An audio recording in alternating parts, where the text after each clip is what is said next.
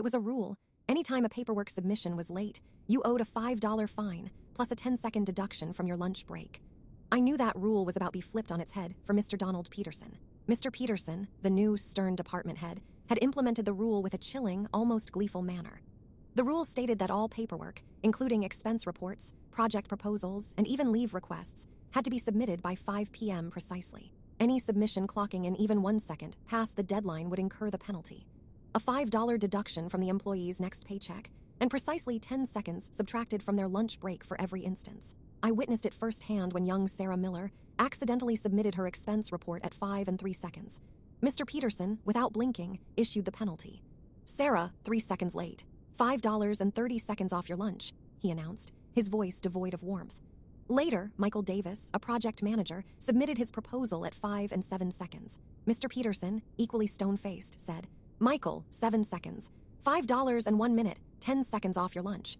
Mr. Peterson's behavior was a clear demonstration of the Dunning-Kruger effect, as he was displaying a perceived competence in upholding rules and consequences. My own project proposal was due Friday at 5 p.m. Failure to submit it on time would result in a $10 fine and a full hour shaved off my lunch. I couldn't afford either. This project was crucial. A failure might prevent that much-needed promotion. I started planning. I arrived at the office at 8 a.m., knowing I'd need all day to prepare. I printed out the rule verbatim, highlighting every section. I took screenshots of my computer clock throughout the day. I made sure to gather time-stamped emails confirming everything. 4:30 p.m. I reread the rule, mentally preparing myself. 4:45 p.m. I checked my email and finalized the proposal.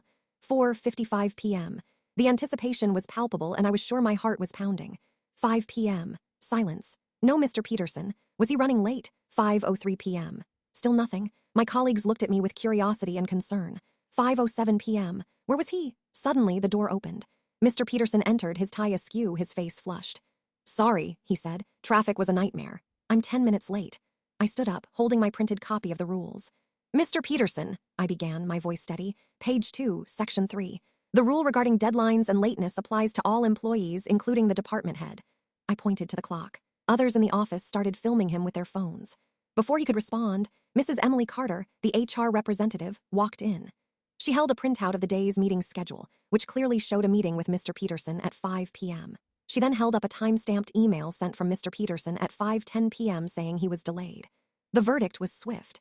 Mr. Peterson, according to his own rules, was to be fined $5 and had 1 minute and 40 seconds deducted from his lunch break. His actions demonstrated the principle of reciprocity, where individuals feel compelled to respond in kind to others' actions. Word count, 508.